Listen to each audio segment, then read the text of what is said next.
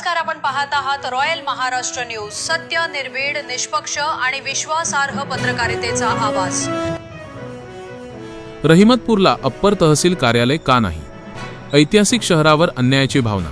नागरिकांचा सवाल। रहिमतपूर सातारा जिल्ह्यातील ऐतिहासिक वारसा लाभलेले रहिमतपूर शहर पुन्हा एकदा चर्चेत आले आहे। राज्य मंत्रिमंडळाने राज्यात 11 अतिरिक्त जिल्हाधिकारी कार्यालये आणि 69 अतिरिक्त तहसीलदार कार्यालयांना मंजुरी दिल्यानंतर सातारा जिल्ह्यात फलटण, साखरवाडी आणि कराड, उंब्रज येथे ही कार्यालये मंजूर करण्यात आली।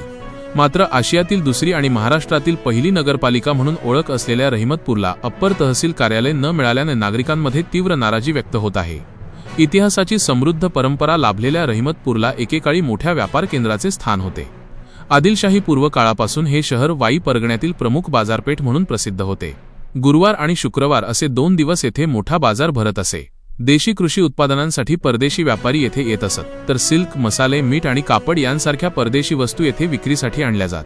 त्यामुळे रहिमतपूरचे नाव देश विदेशात व्यापारी शहर म्हणून घेतले जात होते।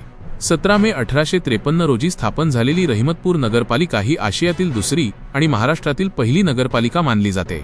त्या काळात येथे मुन्सिफ कोर्ट, मामलतदार कार्यालय, रजिस्ट्रार कार्यालय, post office, city survey office तसेच रेल्वे स्थानक होते। व्यापार आणि प्रशासन या दोन्ही दृष्टीने रहिमतपूरचे महत्त्व त्याकाळी अत्यंत मोठे होते। रहिमतपूरचा ऐतिहासिक मान।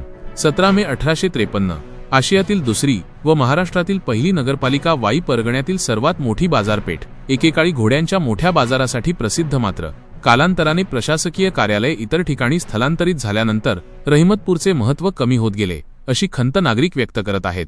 आजही या शहराचा इतिहास आणि भौगोलिक स्थान पाहता येथे प्रशासकीय केंद्र असणे आवश्यक असल्याचे मत व्यक्त होत आहे। नागरिकांची मुख्य मागणी रहिमतपूर येथे अप्पर तहसील कार्यालय सुरू करावे, न्यायालय व इतर प्रशासकीय कार्यालय पुन्हा सुरू करावीत। ऐतिहासिक वारशाचा विचार करून शासनाने रहिमतपूरला न्याय द्यावा। नागरिकांचे म्हणणे आहे की पूर्वी असलेले प्रशासकीय महत्त्व रहिमतपूरला पुन्हा मिळाले तर शहरासह पंचक्रोशीतील गावांच्या विकासाला मोठी चालना मिळेल।